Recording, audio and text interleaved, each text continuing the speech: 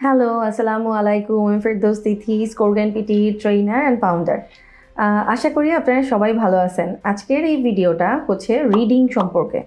অনেক স্টুডেন্টরা বা নন স্টুডেন্টরা বলতে থাকে যে আপু রিডিংয়ে ইমপ্রুভমেন্ট হচ্ছে না, রিডিংয়ে ইমপ্রুভমেন্ট হচ্ছে না। সো এইটা মাথায় রাখবেন যে আপনি যদি শুধুমাত্র রিডিংয়ের উপর ফোকাস করেন তাহলে কিন্তু আপনার সময়টা অনেক বেশি লেগে যাবে। তো আপনি কিসের উপর অ্যাকচুয়ালি আপনাকে ফোকাস করতে হবে? আপনি যদি পিটির বেসিক সম্পর্কে জানেন তাহলে আপনি অবশ্যই জানেন যে পিটিইতে স্কোর কন্ট্রিবিউশন হচ্ছে বিভিন্ন জায়গা থেকে বিভিন্ন জায়গায়। মানে শুধুমাত্র একটা মডিউলের জন্য আপনি কখনো পিছিয়েও যাবেন না, আবার শুধুমাত্র একটা মডিউল দিয়ে আপনি কখনো ভালোও করতে পারবেন না। সো রিডিংয়ে আপনার কত দরকার, আপনি মিনিমাম রিকোয়ারমেন্ট কত সেটা জেনে নেন, জেনে নিয়ে আপনি কাছাকাছি আনার চেষ্টা করেন।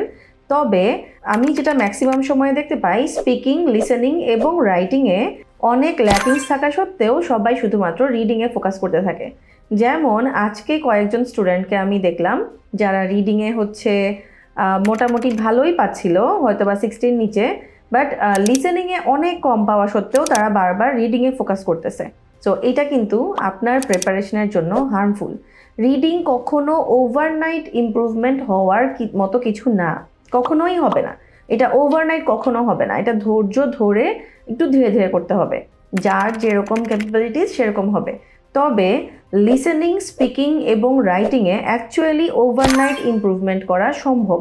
সো ওইগুলোতে যদি আপনি একটু আগে ফোকাস করেন এবং ভালোভাবে প্র্যাকটিস করেন, কোথায় আপনার প্রবলেম সেগুলো ধরে ধরে একটু ইমপ্রুভমেন্ট করার চেষ্টা করেন, তাহলে আপনার স্কোর রিকোয়ারমেন্টটা খুব দ্রুত মিট করে যাবে। আপনার যদি 60 to 65 রিকোয়ারমেন্ট হয়, সেটা ইজিলি চলে আসবে। আশা করি আপনারা বুঝতে পারছেন যে আমাকে আগে হচ্ছে ওই তিনটাতে বেশি ফোকাস করতে হবে।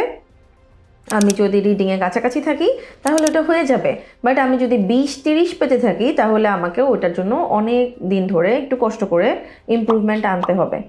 Thank you. আসসালামু আলাইকুম।